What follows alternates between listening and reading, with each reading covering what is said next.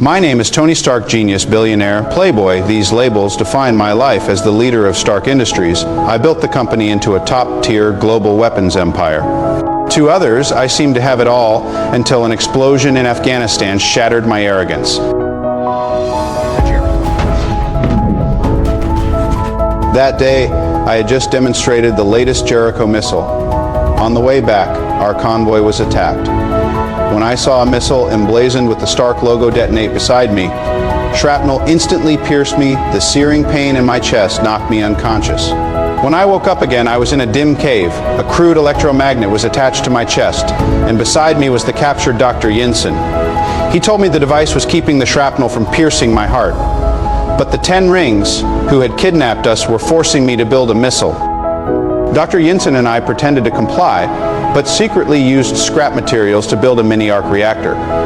This glowing little thing became my lifeline. We also cobbled together the first-generation armor, Mark I. This pile of scrap metal would be my escape pod. But on the night before completion, the enemies discovered our plot. Dr. Yinsen sacrificed himself to cover my escape. Don't waste your life. His last words, "Don't waste your life," were burned into my heart like a brand.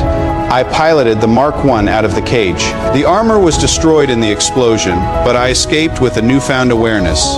Back in the United States, I immediately announced the closure of the weapons division, which enraged my deputy Obadiah Stane. No one understood my transformation until I upgraded the armor with Jarvis' help. Mark II solved the high-altitude icing problem and eventually evolved into the red and gold Mark III, the true Iron Man armor. When I discovered that Stark weapons were still flowing to terrorists, I put on the Mark III and returned to Afghanistan, watching civilians being slaughtered by weapons I'd created. I destroyed the arms depot and rescued the villagers. It was then that I realized Iron Man was more than an escape tool. It was a symbol of responsibility. But the real crisis came from within. Obadiah stole my original reactor, built a giant armor called the Ironmonger, and tried to kill me. In the nick of time, Pepper brought me a spare reactor. I fought him in the Mark III over the city, and finally directed the overloaded reactor to explode, completely destroying the traitor. At the press conference, facing the flashing cameras, I tore apart the official narrative. I am Iron Man. The moment those words slipped out, I knew the old Tony was dead.